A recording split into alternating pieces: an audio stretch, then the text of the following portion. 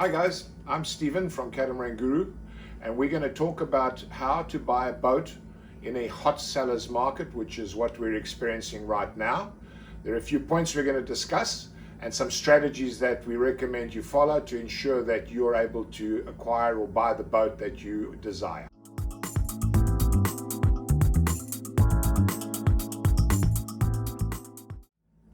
So the first thing you need to do is you need to get a pre-approval. The best thing to do is talk to your bank or talk to a marine mortgage lender, give them all your financials, and ensure that you're able to get a mortgage that will cover the cost of the boat that you want to buy. Normally, you have a 20 to 25% down payment, and the bank will fund the rest. When you're making an offer for a boat, it is always good to know that you actually have the finance in place and can act swiftly if you get the deal that you are looking for. When you go shopping for your boat, you need to have a few firm things in your mind, such as what do you want in the boat? Do you want galley up, galley down? How many cabins? So apart from the budget, you need to have a picture in your mind's eye of the boat that you think will be ideal for you and your family. When you start doing the search and you find the right boat, you've got to be prepared to act quickly.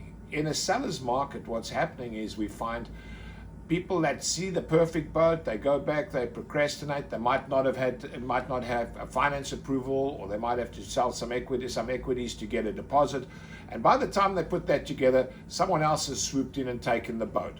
So you need to be prepared to act quickly and put down your earnest money and see if you can lock the boat in. Often you'll find that a lot of boats will be receiving multiple offers. So it helps to have a good broker who understands what the parameters of offers on the table are, or potential offers, has a relationship hopefully with the other broker, and this way he can work hard to get your offer accepted, because once your offer is accepted, the boat is then off the market until such time as you've been through the process. This is a critical part of getting the boat you want. Be ready to move quickly. It's important that you know your budget. You need to have a down payment ready. So obviously you need to save up for your down payment, have a budget, and have your finance approval in hand. Once you have that, you're ready to go looking. When placing your offer, in this industry, it's expected to be 10%. So 10% of the offer is what should be placed as your earnest money. This will be deducted obviously from the selling price at the end when you fully fund the boat.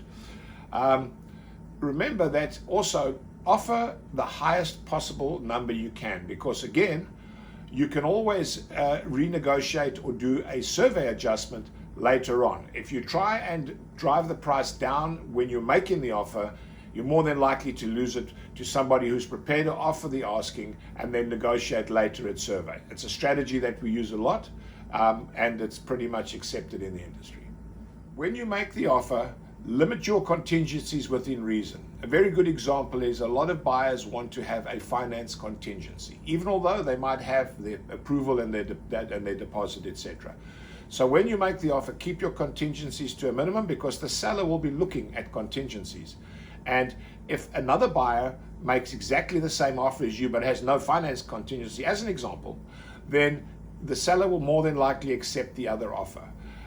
Keep everything to a minimum, and remember that you are going to go to survey, and so at survey, once the boat has been surveyed, then you're able to evaluate the boat and cover most of the things that you thought might have been good as a contingency. But now we're in negotiations and you're at survey, you have a much stronger position with the seller, and if you're reasonable, the deal should close.